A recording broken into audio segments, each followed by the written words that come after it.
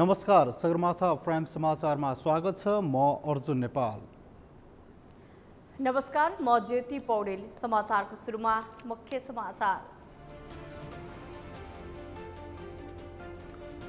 चुनावी परिणाम सार्वजनिक भएसँगै सरकार गठनका लागि दलहरू जोड घटाउमा माओवादीको भूमिकामा सर्वत्र चासो।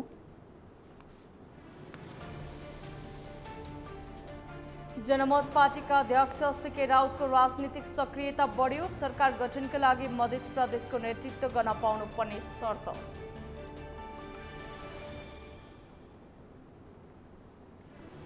चुनावमा अन्तर्घात गर्नेलाई कारबाही गर्ने नेपाली काङ्ग्रेसको तयारी। 15 पुसभित्र विवरण पठाउन सबै प्रदेश र जिल्ला समितिलाई निर्देशन।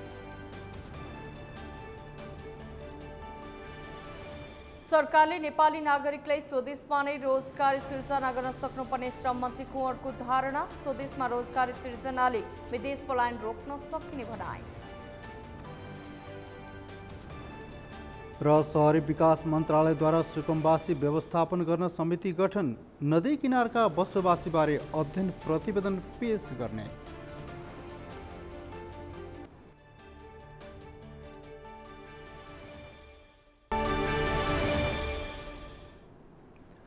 सगरमाथा प्राइम समाचार अब विस्तारमा। निर्वाचनको अन्तिम मत परिणाम सार्वजनिक भएसँगै दलहरू सरकार गठनका लागि जोड घटाउमा लागेका छन्। स्पष्ट बहुमत ल्याउने दाबीसहित दुवै गठबन्धन निर्वाचनमा होमिए पनि नतिजा त्यस्तो नहुँदा अब दलीय समीकरण नै फेरिन सक्ने समेत देखिन थालेको छ। एमाले सत्ता गठबन्धन फुटाएर आफ्नै नेतृत्व सरकार गठन गर्ने दाउमा छ। नेपाली काङ्ग्रेस पनि सत्ता गठबन्धनको आडमै सरकारको नेतृत्व गर्न तम्सिरहेको छ। अमृत ढकालको रिपोर्ट। प्रदेश र प्रतिनिधि सभा निर्वाचनको अन्तिम मत परिणाम आएसँगै दलहरू सरकार गठनको कसरतमा जुटेका छन्। निर्वाचनमा कुनै पनि दलको स्पष्ट बहुमत नपुगेपछि यति बेला ठूला दलहरू साना र वैकल्पिक शक्तिसँग पनि छलफलमा जुटेका छन्। त्यति मात्रै होइन, शक्ति सन्तुलनको विषयलाई लिएर दुवै गठबन्धनका दलहरूले गठबन्धन इतरका शक्तिहरूसँग पनि सरकार गठनका लागि खुला रहेको आह्वान समेत गरिसकेका छन्।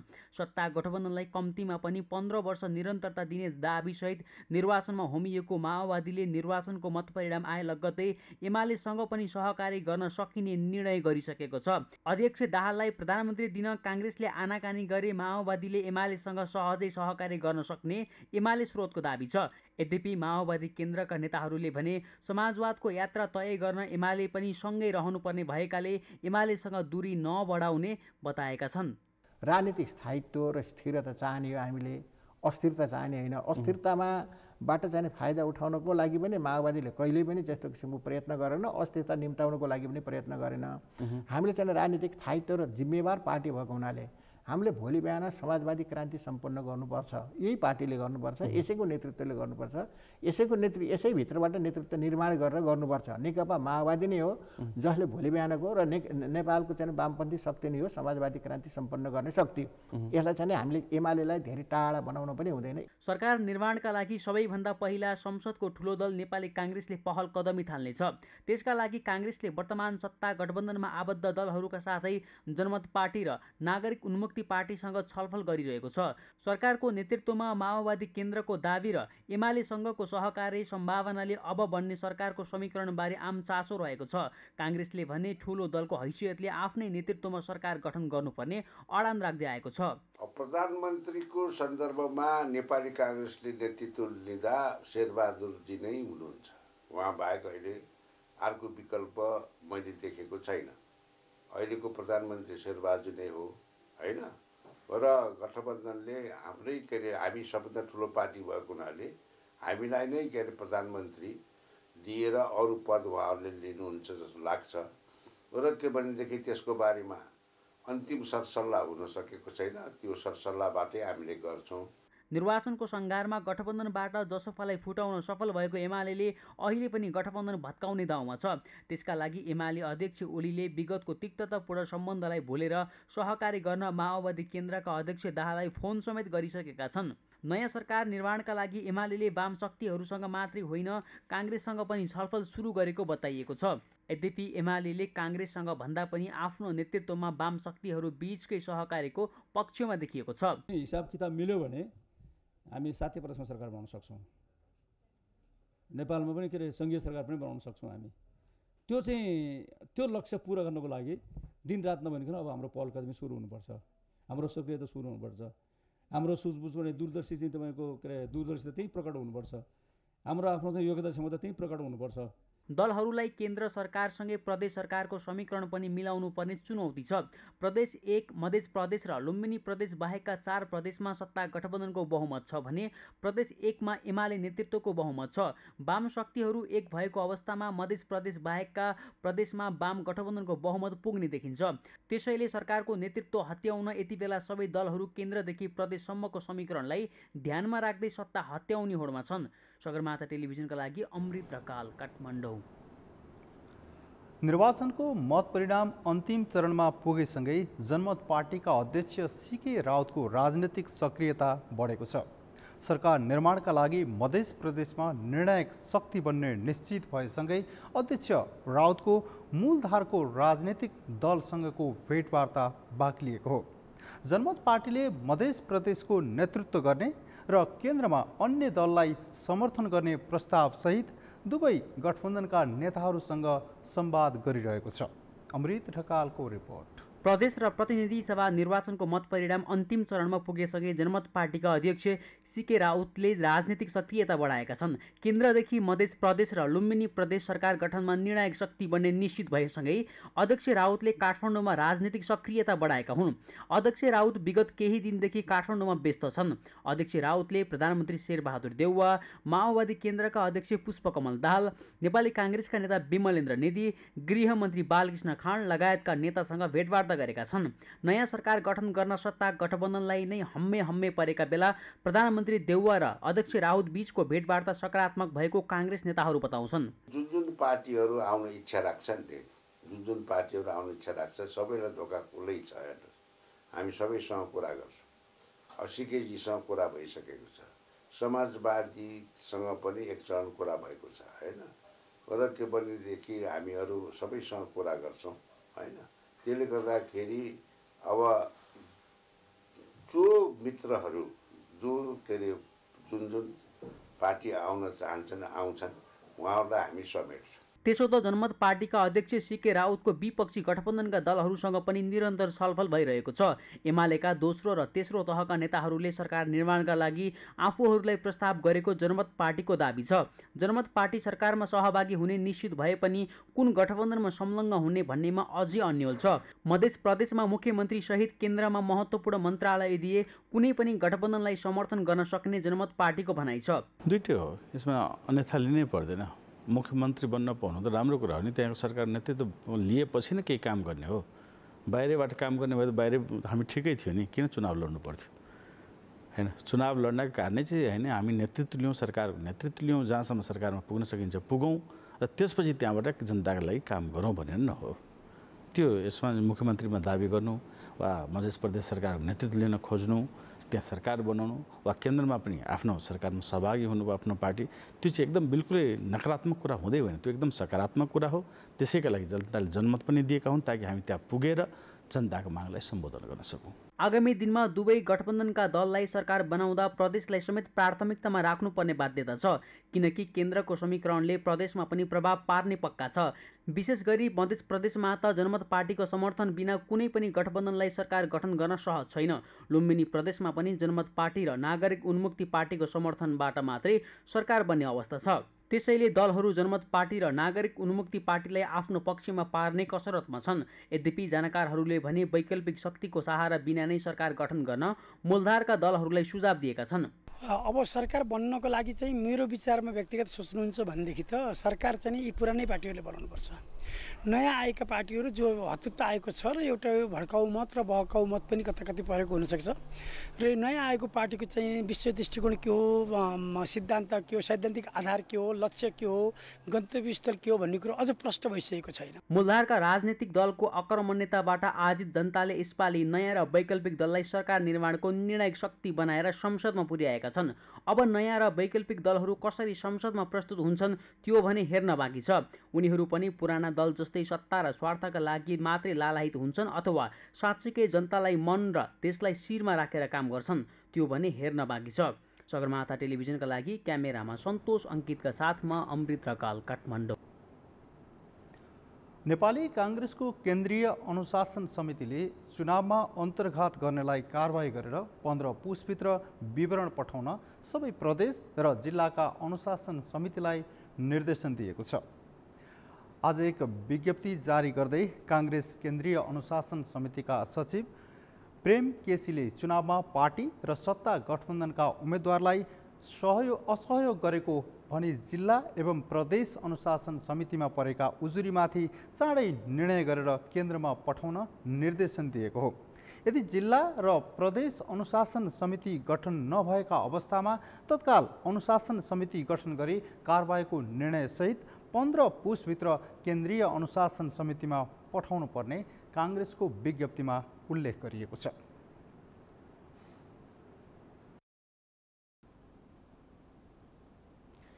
नेकपा माओवादी केन्द्रको बैठकमा विशेष महाधिवेशनको माग भएको छ। चुनावी समीक्षा गर्नका लागि बोलाइएको पदाधिकारीको अनौपचारिक बैठकमा केही नेताहरूले विशेष महाधिवेशनको माग गरेका हुन्। चुनावमा पार्टीको समग्र अवस्था खस्किएको देखिएको भन्दै केही पदाधिकारीले विशेष महाधिवेशन मार्फत पार्टीलाई रिफर्म गरिनुपर्ने धारणा राखेका हुन्। उनीहरूले कतिपय स्तरमा गठबन्धन भए पनि मत ट्रान्सफर नहुँदा पार्टी हार्ने अवस्थामा पुगेको भन्दै यसको गम्भीर समीक्षा हुनुपर्नेमा जोड दिएका थिए। यस्तै पार्टी संगठनलाई चुस्त बनाइनुपर्ने तथा आफ्नै संगठनको बलमा जित्ने अवस्थाको सिर्जना गरिनुपर्नेमा पनि नेताहरूले धारणा राखेका थिए।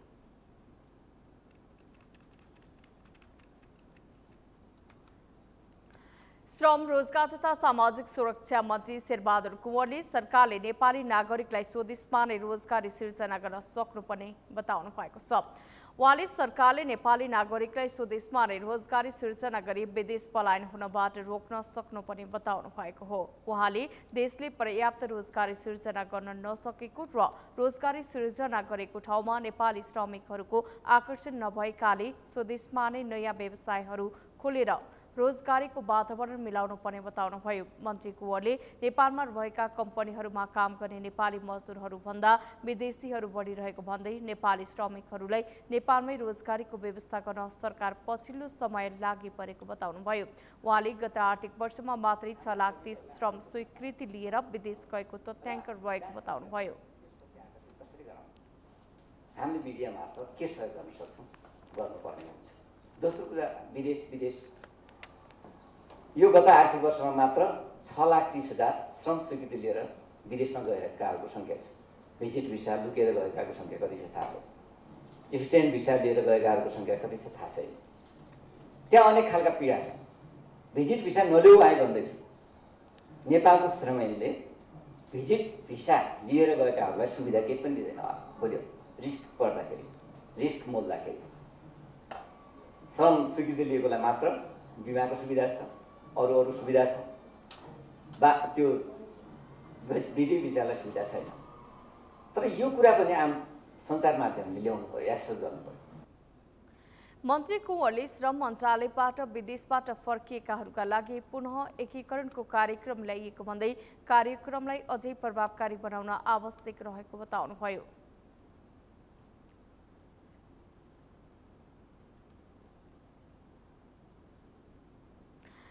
स्याङ्जा क्षेत्र नम्बर 2बाट प्रतिनिधि सभा सदस्य निर्वाचित हुनुभएका नेपाली काङ्ग्रेसका उपसभापति धनराज गुरुङले निष्ठाको राजनीति विजयी भएको टिप्पणी गर्नुभएको छ। मतदान भएको 10 दिनपछि सम्पन्न मतगणनामा निर्वाचित भएको निश्चित भएपछि गुरुङले निष्ठाको राजनीति विजयी भएको टिप्पणी गर्नुभएको हो। गुरुङले एमालेकी पद्मा अर्याललाई पराजित गर्नुभएको हो। आज निर्वाचित प्रतिनिधि सभा सांसद र प्रदेश सभा सांसदलाई निर्वाचन अधिकृतको कार्यालयबाट प्रमाणपत्र लिँदै नेता गुरुङले यो जितबाट देशलाई निष्ठाको राजनीतिमा लैजान सहयोग हुने दावी गर्नुभयो।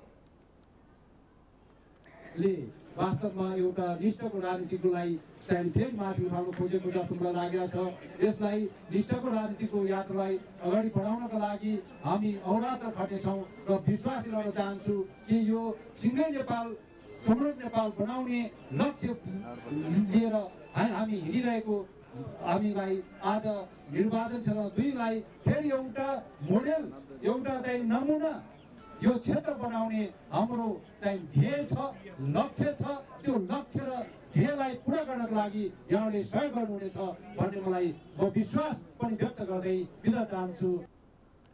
71,191 मतदान भएको स्याङ्जा 2बाट सङ्घ र प्रदेशमा गठबन्धनका उम्मेद्वार विजयी भएका छन्। नेपाली राजनीतिमा आफ्ना र आफन्तीलाई चुनावी टिकट दिनु र सांसद बनाउनु कुनै नौलो विषय होइन। क्षमतावान र निष्ठावानलाई पाखा लगाउँदै आफू निकटकालाई मात्रै अवसर दिने परम्परा राणाकालीन व्यवस्थादेखि नै संस्कृति बन्दै आएको छ। यही संस्कृतिको निरन्तरताको उपज आगामी संसदमा पनि राजनीतिक योगदान दिएका कार्यकर्तालाई पन्छ्याउँदै शीर्ष नेताहरूले आफूसँगै श्रीमतीलाई पनि संसदको बाटो तय गरेका छन्। अमृत ठकालको रिपोर्ट। नेपाली राजनीतिमा आफ्ना र आफन्तीलाई चुनावी टिकट दिनु र सांसद मन्त्री बनाउनु कुनै नौलो विषय होइन। क्षमतावान र निष्ठावान कार्यकर्तालाई पाखा लगाउँदै आफू निकटकालाई मात्रै अवसर दिने परम्परा राणाकालीन व्यवस्थादेखि नै संस्कृति बन्दै आएको छ। यही संस्कृतिको उपज यसपालिको निर्वाचनमा पनि राजनीतिक योगदान दिएका कार्यकर्तालाई पन्छ्याउँदै शीर्ष नेताहरूले आफू निकटकालाई नै अवसर दिएको पाइएको छ। अझ केही नेताहरू त श्रीमतीलाई समेत सांसदको टिकट बाँडेको भन्दै आलोचित बने। धनुषाका 4 निर्वाचन क्षेत्रमध्ये 2 निर्वाचन क्षेत्रबाट नेकपा एमालेका सचिव रघुवीर महासेठ दाम्पत्य विजयी भए। रघुवीर महासेठ धनुषा क्षेत्र नम्बर 4बाट विजयी हुँदा महासेठ पत्नी जुली कुमारी महतो धनुषाकै क्षेत्र नम्बर 3बाट विजयी भइन्। महासेठले 5 दलीय सत्ता गठबन्धनका तर्फबाट साझा उम्मेदवारी दिएका काङ्ग्रेस नेता महेन्द्र यादवलाई पराजित गरे भने जुली कुमारी महतोले सत्ता गठबन्धनका साझा उम्मेदवार लोकसभा नेता अनिल कुमार झालाई पराजित गर्दै निर्वाचित भइन्। महासेठ दाम्पत्यले त प्रत्यक्ष तर्फबाटै चुनाव लडेर राम्रै मतान्तरसहित विजयी पनि भए। उनीहरूले जित हारको जिम्मा जनतालाई नै सुम्पिए। तर प्रधानमन्त्री समेत रहेका नेपाली काङ्ग्रेसका सभापति शेरबहादुर देउवा पत्नी आर्जु देउवा राणा र जसपा अध्यक्ष अशोक कुमार राई पत्नी सुशीला श्रेष्ठले भने सेफ ल्यान्डिङ रोजे। 5वटा निर्वाचन क्षेत्रबाट प्रत्यक्ष तर्फबाट नाम सिफारिस हुँदा समेत आर्जु देउवा राणाले अन्तिममा समानुपातिक नै रोजिन्। देउवा र राई दुवै गठबन्धनको समर्थनमा विजयी भए। तर उनीहरूले आफ्ना श्रीमतीलाई भने समानुपातिकको बन्द सूचीको अग्रपङ्क्तिमा राख्दै दुवैको सांसद पद सुनिश्चित गरिदिएका छन्। नेताहरूले कसरी डिफेन्स गर्छन् भने हामी आन्दोलनमा लाग्दा परिवार सबै लाग्दा हुने, अहिले सांसद दुवै उठ्न नहुने भनेर गर्छन्। यो तर्क मिल्दैन। किन राजनीतिमा लाग्नु, आन्दोलनमा होमिनु भनेको एउटा परिवर्तनको लागि हो। उहाँहरूले देखेको परिवर्तनको लागि त्यो प्राप्त भयो भने त भइसक्यो। त्यसको ब्याज, त्यसको प्रतिफल स्वरूप फेरि पदमा पुग्नै पर्छ भन्ने हुँदैन, एउटा कुरा। दोस्रो कुरो, मानव श्रीमान श्रीमती अथवा समधी अथवा ससुरा ज्वाइँ अथवा बाउ छोरी सबै योग्य छन् रे भए पनि राजनीतिमा के कुरा महत्त्वपूर्ण हुन्छ भने जनताको पर्सेप्सन।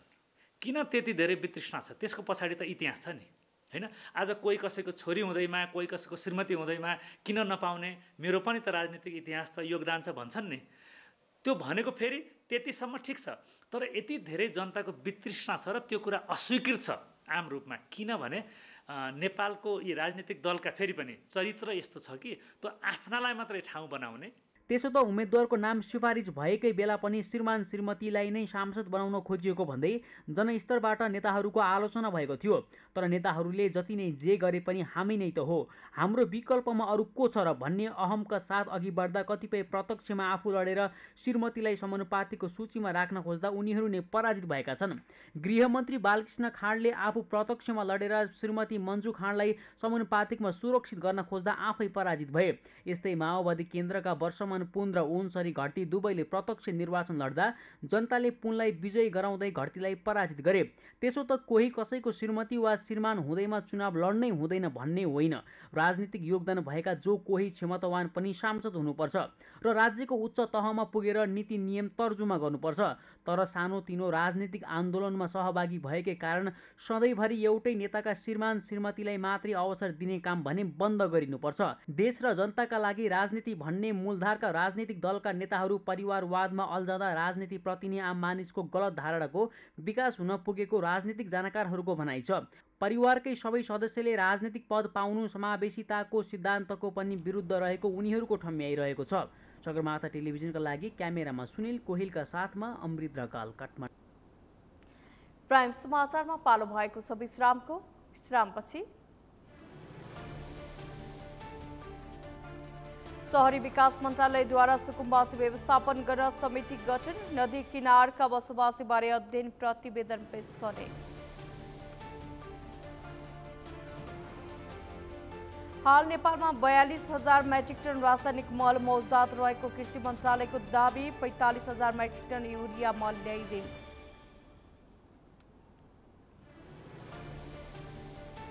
र रुसी तेलको मूल्य प्रति ब्यारेल $60 सीमित गर्ने यूको निर्णयप्रति रुसको आपत्ति, उपयुक्त जवाब दिने रुसी चेतावनी।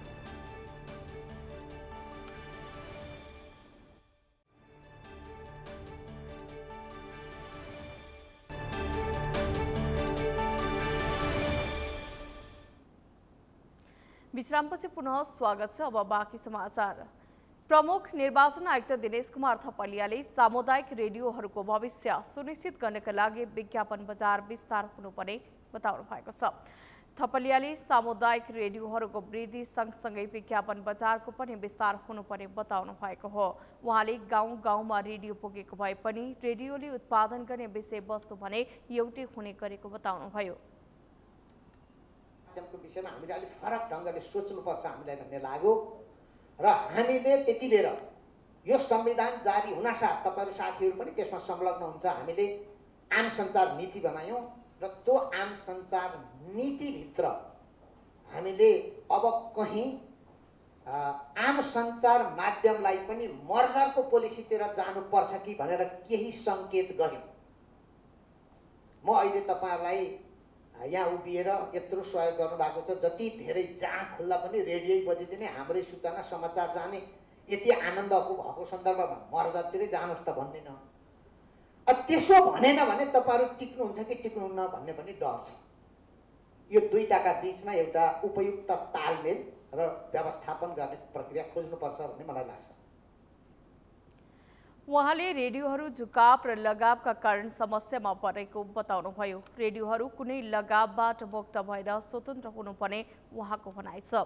उहाँले सञ्चार माध्यमले उत्पादन गर्ने विषयवस्तुलाई स्वनियमनको विषय बनाउनु परेमा जोड दिनुभयो।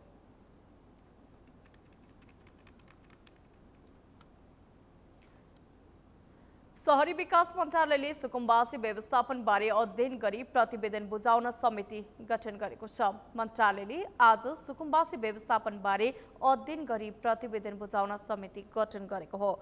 शहरी विकास तथा भवन निर्माण विभागका उपमहानिर्देशक प्रकीर्ण तुलाधरको संयोजकत्वमा गठित समितिले नदी किनारका अव्यवस्थित बसोबासीबारे अध्ययन गरी प्रतिवेदन पेश गर्नेछ। समितिको सदस्यमा काठमाडौँ उपत्यका विकास प्राधिकरणका सिडिई जगदीश लामिछाने, काठमाडौँ महानगरपालिकाका प्रतिनिधि, अधिकार सम्पन्न बागमती सभ्यता एकीकृत विकास समितिका इन्जिनियर कमल अर्याल र मन्त्रालयका उपसचिव जीवनराज सेडाई रहनु भएको छ।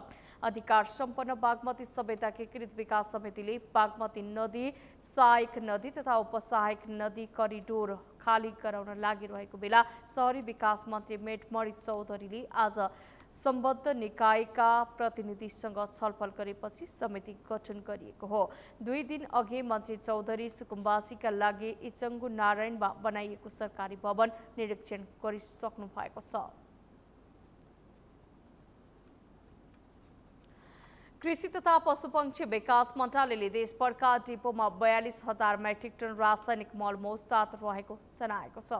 आज मलको उपलब्धताबारे विवरण सार्वजनिक गर्दै मन्त्रालयले चालु आर्थिक वर्षको 4 महिनामा 86,246 मेट्रिक टन रासायनिक मल बिक्री वितरण भएको र अझै 42,983 मेट्रिक टन मल मौजदात रहेको जनाएको हो। मन्त्रालयका अनुसार कृषि सामग्री कम्पनीसँग 35,449 मेट्रिक टन र साल ट्रेडिङसँग 7,534 मेट्रिक टन मल मौजदात छ। कृषि सामग्री कम्पनीसँग urea 15,179 metric ton, DAP 18,432 metric ton र पोटास 1,837 मेट्रिक टन मौजदात छ। यस्तै साल ट्रेडिङ कर्पोरेसनसँग 6,584 metric ton urea, 854 metric ton DAP र 95 मेट्रिक टन पोटास मौजदात छ। 45,000 मेट्रिक टन युरिया मल आयातको चरणमा रहेको मन्त्रालयले उल्लेख गरेको छ। 15,000 मेट्रिक टन युरिया मल आयात भइरहेको र भारत सरकारसँग G2G-मा खरिद गरेको 30,000 मेट्रिक टन युरिया मल पुस पहिलो हप्तासम्म आइपुग्ने गरी हाल प्याकिङ भइरहेको पनि मन्त्रालयको दाबी छ।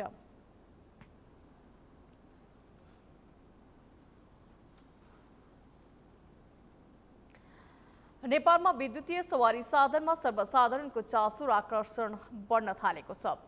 गत शुक्रबारदेखि काठमाडौँको भृकुटी मण्डपमा आयोजना भएको इबी नेपाल एक्सपोमा आम नागरिकको चासो र आकर्षण देखिएको हो। एक रिपोर्ट। विश्वभर विद्युतीय सवारी साधनको मागसँगै उत्पादन पनि बढिरहेको समयले नेपाली उपभोक्ताहरू पनि यसतर्फ आकर्षित भएको पाइएको छ। आइतबार भृकुटी मण्डपमा सम्पन्न 3 दिने इभी नेपाल एक्सपोबाट नेपाली उपभोक्ताहरू विद्युतीय सवारी साधनप्रति आकर्षित भएको पुष्टि हुने आयोजकको दाबी छ। एक्सपोमा दैनिक 700 भन्दा बढी विद्युतीय सवारी साधन अवलोकनकर्ताहरू आएको आयोजकले बताएको छ। नेपालमा विद्युतीय सवारी प्रोत्साहन गरी सर्वसाधारणलाई विद्युतीय सवारी साधनको बारेमा जानकारी दिन सफल भएको आयोजकको दाबी छ। इभी एक्सपोका आयोजक नारायण छेत्रीले 3 दिन भएको एक्सपोमा विद्युतीय सवारी साधनप्रति सर्वसाधारणहरूको आकर्षक बढेको देखिएको बताएका छन्। उनले एक्सपोमा आयोजकले अपेक्षा गरेको भन्दा दोब्बर बढी सर्वसाधारणहरू एक्सपो अवलोकन गर्न आएको जानकारी दिए। हामीले उपेक्षा गर्नुभन्दा पनि जति गरेको थियौँ त्योभन्दा डबल भएको छ। हिजोको दिनमा हामीसँग एप्रोक्सिमेटली 5000 भिजिटर थिए अनि आज तपाईँ हेर्नुहुँदैछ अब अलमोस्ट हर स्टलमा तपाईँले भिड देख्न सक्नुहुन्छ। आज हाम्रो अगर 10% इभी भेहिकल चल्दैछ भने आउने 5 वर्ष या 10 वर्षमा त्यसलाई 50 पुऱ्याउँ अनि अरू 10 वर्षमा त्यसलाई 100% गरौँ। जो पैसा हाम्रो नेपालको देशबाट अर्को देशलाई जाँदैछ पेट्रोलियम प्रोडक्टमा त्यो पैसा बरु आफ्नै देशमा युटिलाइज हो हैन। अरू हामी सबैलाई थाहा छ नेपाल हाइड्रोको धनी देश हो, पर भगवानले दिएको देश हो यसलाई। सो अहिले जुन तरहले नेपालले युटिलाइज गर्दैछ मेरो हिसाबले त यो भविष्य इन्डियाभन्दा पनि राम्रो भविष्य जस्तो म देख्छु। त्यस्तै विद्युतीय स्कुटर व्यवसायी विनोद प्रसाद न्यौपानेले पछिल्लो समय मानिसहरूको विद्युतीय सवारी साधनप्रति आकर्षण बढेकाले एक्सपोमा सोचेको भन्दा बढी अवलोकनकर्ताहरू आएको उल्लेख गरे। नेपालमा अब विद्युतीय सवारी साधनहरूको भन्दा अरूको सम्भावना कम रहेको भन्दै न्यौपानेले विद्युतीय सवारी साधनप्रति उपभोक्ताको आकर्षण बढ्नु सकारात्मक रहेको टिप्पणी गरे। अनएक्सपेक्टेड भयो। हामीले मैले सोचेको पनि थिएन कि यति चाहिँ मान्छे आउँछन् भनेर। ग्राहकहरू उपभोक्ताहरूलाई जस इभीमा अलिकति इभी छ है, इभी चढ्न पर्छ है भन्ने चाहिँ अलिकति चाहिँ चासो छ। मैले 1 बजे नै सिध्याएँ 200 वटा कार्ड। त्यो कार्ड मैले दिएको होइन, उहाँहरूले मागेको दिएको बाँडेको भए छुट्टै हुन्थ्यो। हेर्नु म एक्लै छु होइन। मेरो हिसाबले राम्रै आछन् ग्राहक। इभीभन्दा अरूको त सम्भावना नै देख्दिनँ म। इभीको सम्भावना होइन कि इभीभन्दा बाहेकको सम्भावना छैन मेरो ल्याङ्ग्वेजमा चाहिँ। इभी नेपाल एक्सपोका मिडिया संयोजक भूषण कुमार श्रेष्ठले अन्तर्राष्ट्रिय बजारमा मानिसहरू नेपालमा आएर विद्युतीय सवारी साधनको एक्सपो गर्दा समेत सर्वसाधारणको उपस्थिति राम्रो रहेको अनुभव सुनाए। एक्सपोमा भएको उपस्थितिले नेपालीहरूको विद्युतीय सवारी साधनको भविष्य राम्रो दोबिएको उनको ठहर छ। अन्तर्राष्ट्रिय मार्केटको मान्छेहरू नेपाल आएर एक्सपो गर्दाखेरि पनि यहाँ चाहिँ उल्लेख्य रूपमा सहभागिता छ हैन। नेपाली कम्पनी जस्तै यो 4 व्हिलर कम्पनी आएको छ, 2 व्हिलर कम्पनीहरू पनि यहाँ आइरहेछ, एसेसरिज कम्पनीहरू पनि यहाँ अलिअलि आइरहेको रहेछ। जति उहाँहरूको लिङ्केज थियो त्यति चाहिँ उहाँहरूले ल्याउनु भएको छ। यो 3 व्हिलर रिक्साहरू या टेम्पोहरू पनि नेपालमै उत्पादन भएको टेम्पोहरू राखिरहेको छ। नेपाली कम्पनीहरूले चाहिँ प्रोडक्ट सेल गर्ने आफ्नो जे सामान छ त्यो बेच्ने हिसाबले स्टल राखेको हुन्छ। तर जो इन्डियन कम्पनी आएको छ उनीहरूले चाहिँ डिलर दिने, नेपालभरिको लागि डिलर कसरी दिन सकिन्छ भनेर खोज्दै मार्केटमा आछ। एक्सपोमा विशेष गरी विद्युतीय कार, विद्युतीय स्कुटर, मोटरसाइकल र साइकल, विद्युतीय बस, विद्युतीय ट्र्याक्टर, विद्युतीय कार्गो लोडर, रिक्सा तथा विद्युतीय चार्जिङ स्टेसन, ब्याट्री तथा अन्य विद्युतीय सामग्रीहरू प्रदर्शनमा राखिएको बताइएको छ। धनगढी उपमहानगरभित्र पर्ने मुख्य सडक विस्तारका लागि सडक क्षेत्राधिकारभित्र पर्ने संरचना भत्काउन तीव्र पारिएको छ।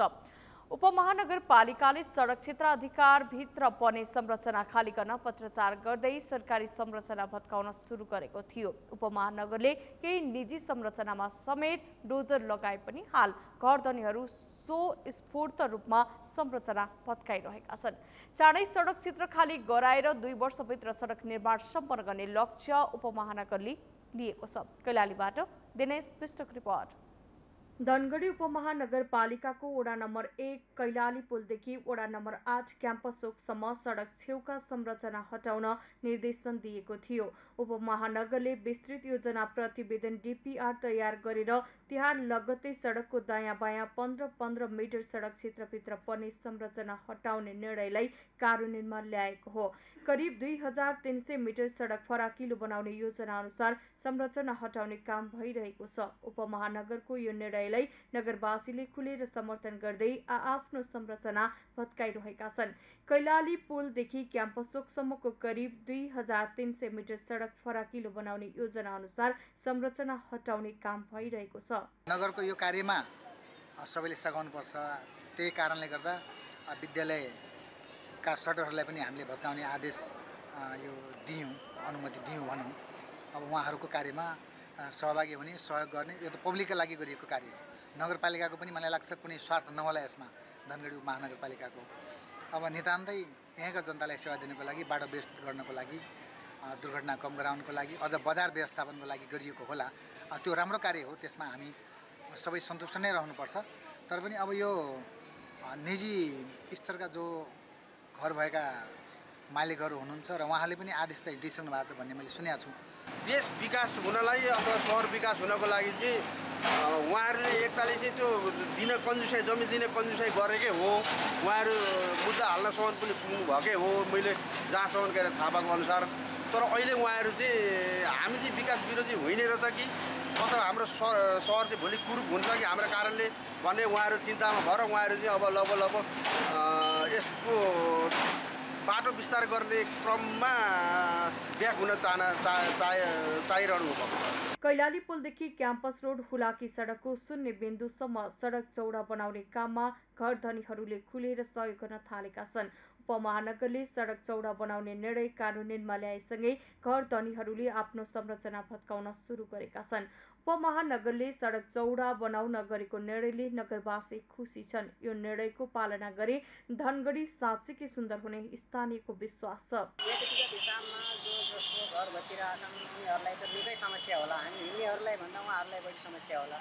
तैपनि उहाँले ठिक छ भनेर खुसीले आफ्नो तोडिरहेछन् भने हामीले त्यो समस्यालाई, आफ्नो व्यक्तिगत समस्यालाई चाहिँ समाधान ठुलो समस्या मान्नु पर्यो। आवागमनमा त समस्या छैन भएको होइन, तर त्यो आज दुःख पाएपछि भोलि हाम्रो यहाँको बासिन्दाले सुख पाउँछ। के भयो भने त्यो निर्माण कार्य भइरहेको छ, यो चाहिँ सराहनीय नै हो। सराहनीय भए पनि यो जुन नगरपालिकाले भौतिक संरचनालाई व्यवस्थापन गर्नुपर्छ, संरचना यिनीहरू हटाउनु पर्थ्यो भन्न खोजेको। अलि व्यवस्थापन गर्नुपर्छ। सडक क्षेत्राधिकारभित्र पर्ने अधिकांश सरकारी भौतिक संरचनामा उपमहानगरपालिकाले डोजर चलाइसकेको छ। सडक फराकिलो बनाउने कार्यमा नगरवासीले सहयोग गरेकाले निरन्तर रूपमा काम भइरहेको धनगढी उपमहानगरपालिकाका मेयर गोपाल हमालले बताए। हामीले 23 गतेको दिनमा एउटा मिटिङ राखेका छौँ, संयुक्त त्यो फाइनल मिटिङ छ। त्यसमा खानेपानी, विद्युत, अनि तपाईँको चाहिँ टेलिफोन, जति सरकारवाला अफिसहरू छ त्यो सबैलाई बोलाएर र हामीले चाहिँ नि जस्तो विद्युतलाई पत्र पठाइसकेका छौँ। योभन्दा पहिले नि तपाईँहरू यो लाइनको लागि व्यवस्था मिलाइदिनुहोस् भनेर गरिसकेका छौँ। हिजो कुलमानजीलाई पनि कुरा राखिसकेका छौँ।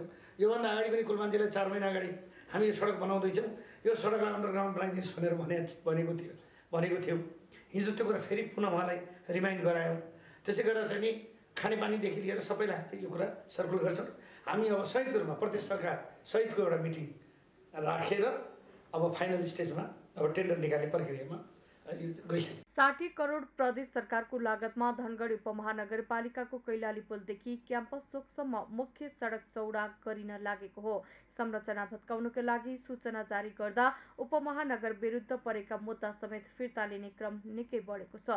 उपमहानगरका अनुसार आधा जति घर धनीले मुद्दा फिर्ता लिएर उपमहानगरको अभियानलाई समर्थन गरिसकेका छन्। उपमहानगरपालिकाले सडक क्षेत्रभित्र पर्ने संरचना खाली गराए लगत्तै सडक निर्माण कार्य सुरु हुने बताएको छ।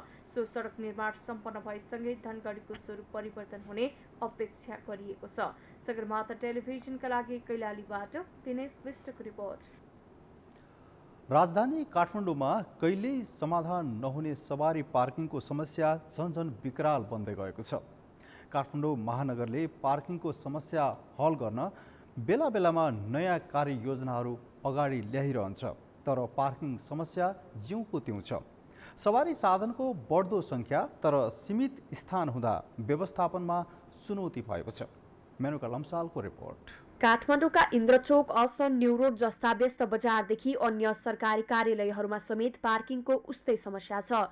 कतिपय अवस्थामा पार्किङ स्थल नहुँदा आम नागरिकले फुटपाथमै पार्किङ गर्न बाध्य हुन्छन्, तर यस्ता सवारी साधन महानगरले उठाएर लैजाने गरेको छ। राख्नै दिन हो, यहाँ पनि भर्खरै जाऊ जाऊ भनिरहेछ ट्राफिकले, के गर्ने, राख्ने ठाउँ छैन।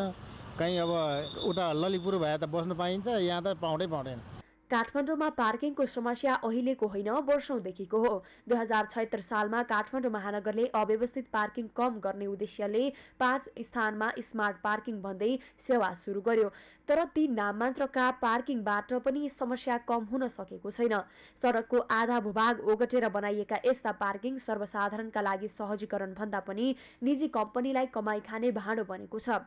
महानगरले तोकेको मूल्य तिरेर पार्किङ गर्न पनि निकै सकस पर्ने गरेको सर्वसाधारणको गुनासो छ। राख्ने ठाउँ नपाएर अघि आधी घन्टा भइसक्यो बसै छ। अब सरकारले अथवा महानगरले चाहिँ पार्किङको व्यवस्था गर्यो भने सजिलो हुन्छ। शुल्क तिरेर पनि पार्किङ गर्न नसक्ने अवस्था रहेका बेला काठमाडौँ महानगर भने पार्किङ स्थल खाली भएको दाबी गरिरहेको छ। शुल्क तिर्ने पार्किङ स्थल खाली हुने तर जथाभावी पार्किङ गरेर सडक अस्तव्यस्त बनाउने गरेको महानगरको तर्क छ। पार्किङको विषयमा सवारी धनी आफैले सोच्नुपर्ने भन्दै महानगर गैर जिम्मेवार जवाफ दिन्छ। पैसा तिरेर पार्किङ गर्नुभन्दा यतैतिर कतैतिर चाहिँ कुनातिर चाहिँ सजिलो ठाउँमा पार्किङ गर्दाखेरि आफ्नो काम पनि भ्याउने, पैसा पनि तिर्नु नपर्ने गरिकन चाहिँ अहिले धेरैको मानसिकमा चाहिँ त्यस्तो भएको कारणले गर्दाखेरि यो अव्यवस्थित भएका हो र चाहिँ शुल्कसहितको चाहिँ पार्किङमा चाहिँ अझै खाली नै रहेको अवस्था छ। त्यतातिर हामीले चाहिँ डाइभर्ट गर्नुपर्छ। त्यतातिर जाँदाखेरि चाहिँ अलि बाटोलाई चाहिँ फराकिलो हुन्छ, सुरक्षित पनि हुन्छ भन्न चाहन्छु। पार्किङको समस्या समाधानका लागि दीर्घकालीन समाधान खोजिएको महानगरको दाबी छ। टुडीखेलको खुला मञ्च मुनि 3 तले पार्किङ स्थल बनाउन महानगरको नगर कार्यपालिकाको बैठकले डिपिआर तयार गरिसकेको छ। त्यहाँ 4 पाङ्ग्रे तथा 2 पाङ्ग्रे गरी 5000 सवारी साधन पार्किङ गर्न सकिने बताइएको छ। खुला मञ्चभित्र 3 तलले पार्किङ जहाँ हामीले पार्किङ त्यसलाई चाहिँ व्यवस्थापन गर्न सक्यो, त्यो निर्माण गर्न सक्यो भने 5000 भन्दा बढी मान्छेलाई त्यहाँको चाहिँ गाडी ठुलो 4 पाङ्ग्रे गाडी र 2 पाङ्ग्रे गाडीहरू चाहिँ व्यवस्थापन गर्न सकिन्छ। अहिले काठमाडौँ महानगरपालिकाको कार्यपालिकाको बैठकबाट निर्णय भइसकेको अवस्था छ र चाहिँ यो डिपिआरमा गइसकेको अवस्था छ र तपाईहरुले सहयोग गर्नुस्, यो पक्कै पनि यो सफल हुन्छ जस्तो लाग्छ। यसअघि नै काठमाडौँको पार्किङको विषयलाई लिएर सरकारवाला निकायले विभिन्न नयाँ कार्ययोजना नल्याएका भने होइनन्, तर योजना अनुरूप काम गर्न नसक्दा समस्या समाधान हुन सकेको छैन। तसर्थ खुला मञ्चमा पार्किङ बनाउने महानगरको योजनामै सीमित नहोस्। सगरमाथा टेलिभिजनका लागि क्यामेरामा के शक्तिमल सिन्हाका साथमा मेनुका लम्साल, काठमाडौँ। लामो समयदेखि काठमाडौँमा पार्किङको समस्या रहँदै आएको छ। पार्किङ समस्याको समाधानका लागि भन्दै कहिले अन्डरग्राउन्ड पार्किङ भवन निर्माण त कहिले स्मार्ट पार्किङ भनिए तापनि अहिले पनि पार्किङको समस्या जस्ताको तस्तै छ। यसै सन्दर्भमा आज हामीले सगरमाथा जनबोलीमा सर्वसाधारणलाई सोधेका थियौँ, पार्किङको समस्या समाधान हुन नसक्नुलाई तपाईँ के भन्नुहुन्छ? हेरौँ उनीहरूको भनाइ उनीहरूकै शैलीमा।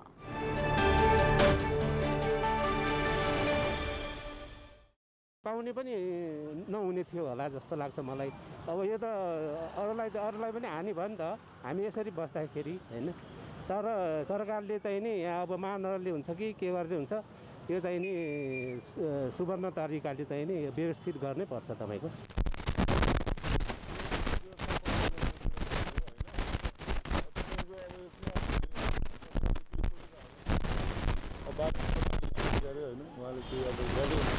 महानगरले यो ट्राफिकले चाहिँ व्यवस्थापन गर्न सकेन अनि यो सवारी साधनहरू बढेको बढी छ अनि राख्ने ठाउँ नपाएरै अघि आधी घन्टा भइसक्यो बसेको बसी छ। सबैको समस्या हो, सबैले समस्या समाधान गर्नुको लागि सबै मिलिजुली गर्नु पर्यो जस्तो लाग्छ मलाई चाहिँ।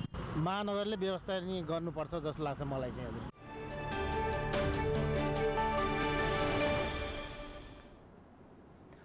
जिल्ला प्रशासन कार्यालय रामेछापले कार्यालय परिसरबाट राहदानी फारम भर्न सुरु गरेको छ। कार्यालयले सेवाग्राहीको समस्यालाई मध्यनजर गर्दै कार्यालय परिसरबाटै निःशुल्क रूपमा राहदानी फर्म भर्ने व्यवस्था सुरु गरेको हो। रामेछापबाट रामहरि श्रेष्ठको रिपोर्ट।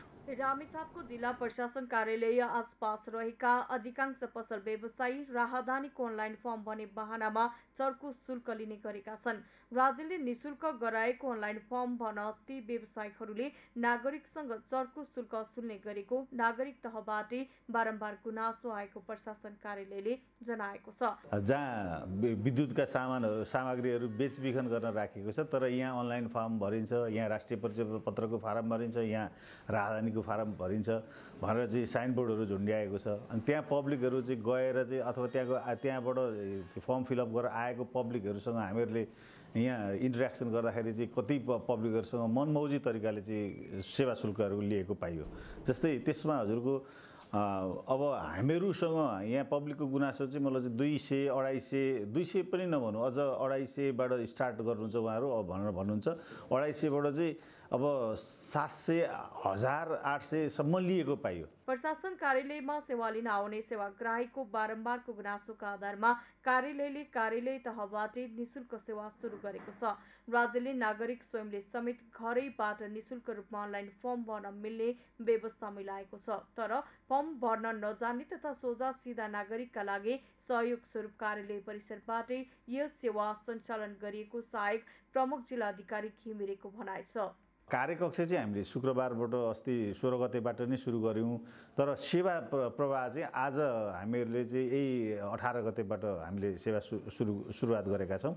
र यसको प्रभावकारिता यहाँले म यहाँको मिडिया मार्फत पनि सम्पूर्णलाई अनुरोध गर्न चाहन्छु। सुरुमा हामीले जुनसुकै सिस्टमहरू लन्च गर्दाखेरि 1-2 दिन अलिकति तलमाथि अलिकति कता केही नमिले जस्तो त्यस्तो चाहिँ मलाई चाहिँ अनुभूति हुन्छ। म के अरे यहाँ सेवाग्राहीहरूलाई पनि एकदम हार्दिकतापूर्वक अनुरोध गर्न चाहन्छु, तपाईँहरूले धैर्यतापूर्वक बस्दिनु होला। हामी यहाँ तपाईँहरू जति सेवाग्राहीहरू चाहिँ प्रवेश गर्नुहुन्छ कार्यालय परिसरमा सेवा लिनको लागि, तपाईँहरूलाई हामी राति 9 बजीसम्म बसेर भए पनि हामी सेवा प्रदान गर्छौँ। तपाईँहरूलाई हामी खाली हात रित्तो हात फर्काउँदैनौँ। नागरिकको सेवाका लागि जिल्ला प्रशासन कार्यालय रामेछापले अन्य समयमा पनि सेवा दिने जनाएको छ। लाइनमा रहेका तथा कार्यालय परिसरभित्र रहेका नागरिकको सेवामा प्रत्येक दिन साँझसम्मै सेवा दिने कार्यालयले जनाएको छ। सगरमाथा टेलिभिजनका लागि रामेछापबाट रामहरि श्रेष्ठको रिपोर्ट। बैतडीको पञ्चेश्वर गाउँपालिका 4 फ्याउलीकी 21 वर्षीय माया लोहारको हत्या आरोपित भरतराम कोलीलाई प्रहरीले पक्राउ गरेको छ। कञ्चनपुर प्रहरीले हत्याका आरोपित कोलीलाई आज बिहान महेन्द्रनगरको बस पार्कबाट पक्राउ गरेको हो। पोखरा स्थित सशस्त्र प्रहरीमा कार्यरत कोली महेन्द्रनगर बस पार्कका हिँडिरहेको अवस्थामा पक्राउ परेका हुन्। बैतडीको शिवनाथ गाउँपालिका 4 घर भएका कोलीमाथि गत 13 गते मायाको हत्या गरेर उनको भदै नहालाई घाइते बनाएर फरार भएको प्रहरीको आरोप रहेको छ। प्रदेश प्रहरी कार्यालय धनगढीका प्रमुख श्रद्धेय प्रहरी नायब महानिरीक्षकज्यूको निर्देशन अनुसार हामीले विभिन्न टोलीहरू चाहिँ बनाएर विभिन्न नाकाहरूमा चाहिँ परिचालित अवस्थामा आज खोज तलासकै क्रममा भीमदत्त नगरपालिका 4 स्थित बस पार्कबाट हामीले निज शङ्कित व्यक्तिलाई पक्राउ गरे थप अनुसन्धानको लागि बैतडी चाहिँ पठाएका छौँ। माया लोहारका हत्या आरोपित कोलीलाई जिल्ला प्रहरी कार्यालय कञ्चनपुरबाट बैतडी पठाइएको छ। सगरमाथा प्राइम समाचारमा अब पालो भएको छ विश्रामको। विश्रामपछि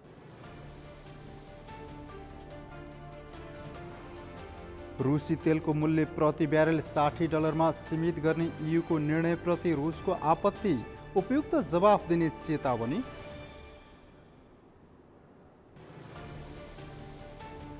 र कतारमा जारी फिफा विश्वकप फुटबलमा आज प्री क्वार्टर फाइनलमा 2 खेल हुँदै फ्रान्स र पोल्यान्ड तथा इङ्ल्यान्ड र सेनेगल भिड्ने।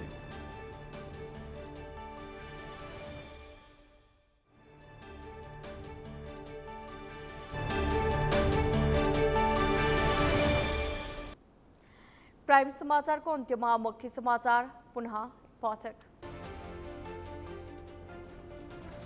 चुनावी परिणाम सार्वजनिक भएसँगै सरकार गठनका लागि दलहरू जोड घटाउमा माओवादीको भूमिकामा सर्वत्र चासो।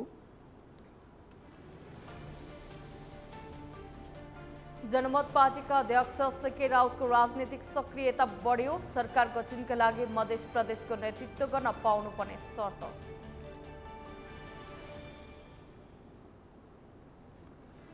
चुनावमा अन्तर्घात गर्नेलाई कारबाही गर्ने नेपाली काङ्ग्रेसको तयारी, 15 पुसभित्र विवरण पठाउन सबै प्रदेश र जिल्ला समितिलाई निर्देशन। सरकारले नेपाली नागरिकलाई स्वदेशमा नै रोजगारी सिर्जना गर्न सक्नुपर्ने श्रम मन्त्री कुँवरको धारणा, स्वदेशमा रोजगारी सिर्जनाले विदेश पलायन रोक्न सकिने भनाई। र शहरी विकास मन्त्रालयद्वारा सुकुम्बासी व्यवस्थापन गर्न समिति गठन, नदी किनारका बसोबासीबारे अध्ययन प्रतिवेदन पेश गर्ने।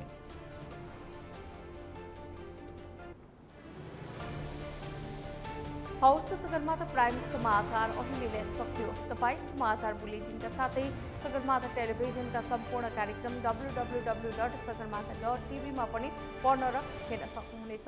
साथै युट्युबमा youtube.com/sagarmatha TV नेपालमा हेर्न सक्नुहुनेछ। तपाईँ हामीलाई फेसबुकमा पनि facebook.com/YesTV नेपालमा फलो गर्न सक्नुहुनेछ।